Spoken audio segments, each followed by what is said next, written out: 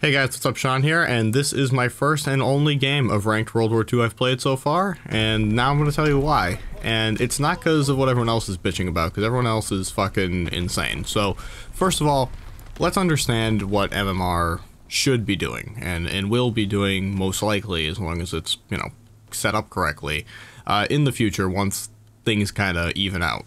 So first of all, if you essentially, if you lose to a team whose average MMR is higher than you, you should lose less points than if you lose to a team whose average MMR is lower than you. Basically, this is the moral of how this should work. So, for example, if the enemy team's MMR is 2,000 and yours is 1,700, and you lose to them, you should lose less points than if theirs is 1,700 and yours is 2,000 and you lose. Basically, that's how it should work. And so right now, a lot of people are bitching that, I'm doing really well and my team's doing really poorly and I'm losing all these points and it's not fair. Okay, every competitive setting or ranked mode in any game essentially has that problem.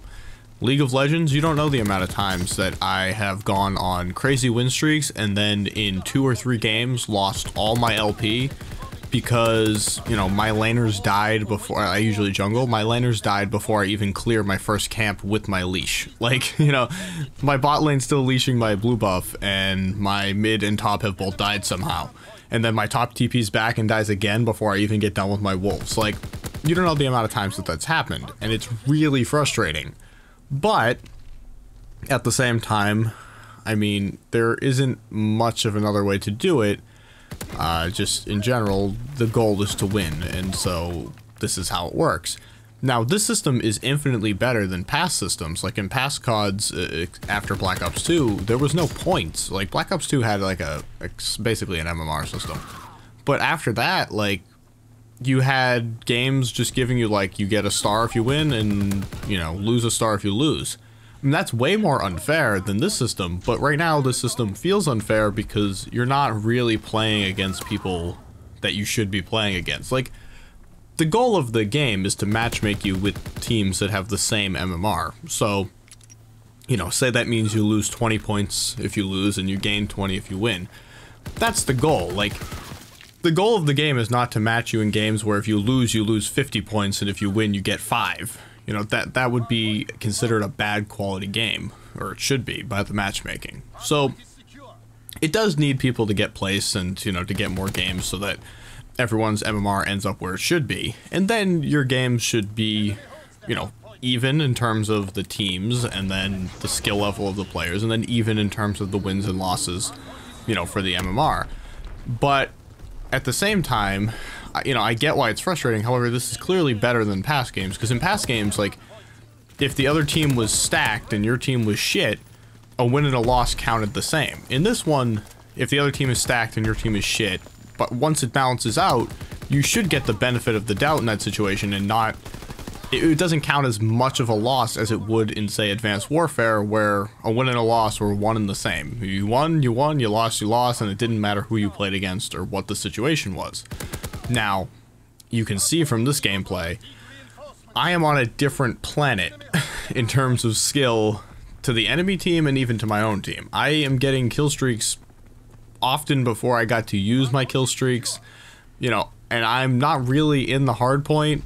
I'm not really anchoring the hard point. I'm basically playing this like a pub because I am just so dominant this game that it doesn't matter. Like, I can do whatever the fuck I want and I'm gonna win. And this game was low quality. I did not have fun playing this game. I thought this game was boring.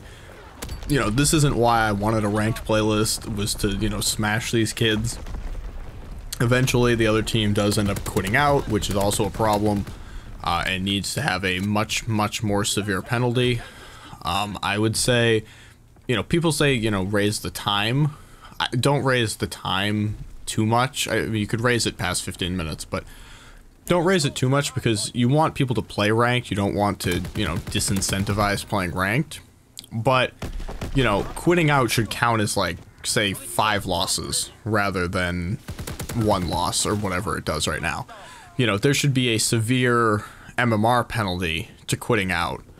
So that the incentive is, okay, we're going to lose this one, but I might as well stay because I'll only get 1 loss instead of, you know, get 5 losses. That should be what should happen, because you really don't want to disincentivize playing ranked. If people get, you know, banned from ranked, they're going to probably jump into pubs while they're banned from ranked, and then they might not come back.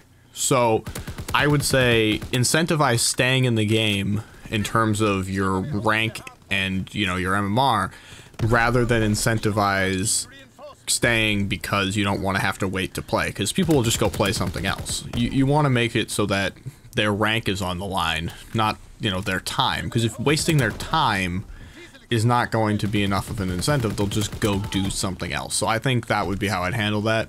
And then as far as the partying up, I'm of 2 minds with this. On the one hand, obviously you want to play with friends. I want to play with friends.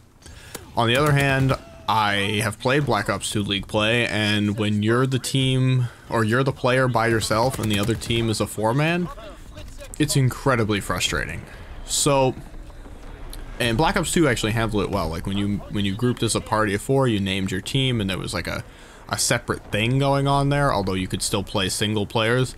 That's not a bad system, and honestly, that's probably the best in terms of matchmaking speed. I think it's probably best to have a separate playlist entirely for teams, where they only get matched against teams. I understand that that may not always be possible, given the size of the competitive community in Call of Duty might not make that work.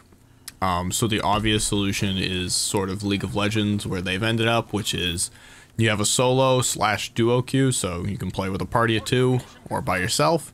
And then you have the separate flex queue, where in League it's 2, 3, or 5. You're not allowed to do 4, I think, or you could play by yourself, obviously, but you're not allowed to do a team of 4, so that you don't have the hostage poor player who's by himself on your fucking 4-man. I think that's not bad, but there should be probably a, you know, solo/duo and then a flex kind of queue, where you can play with a party but of bigger than 2, but you can hopefully get matched up with teams more often. League, I believe, in flex queue, when you're with a 5-man, tries to match you against a 5-man. I believe that's how it works. They did also get rid of their ranked 5 queue, which was the, you know, only teams queue. So I think it should, you know, there should be the solo/duo, and then one that's similar to Black Ops 2, where you kind of, you know, you get your team and you kind of rank up as a team.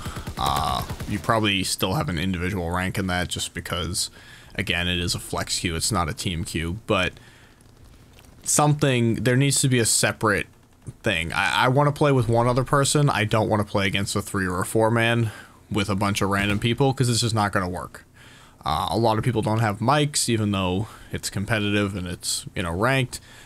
Even if they do have mics, they're just not going to work together. You don't want to have that situation, because I think that's toxic for bringing people into the competitive experience. So some separate queue, I think, is probably best. I understand the negatives to that, which is dividing an already small community into even smaller communities, but I think the teams who want to play together would obviously play in the team one, and then everyone else would play in the other one, and that seems just fine to me, because the teams know what they're getting into, going into what should be the smaller and slower matchmaking.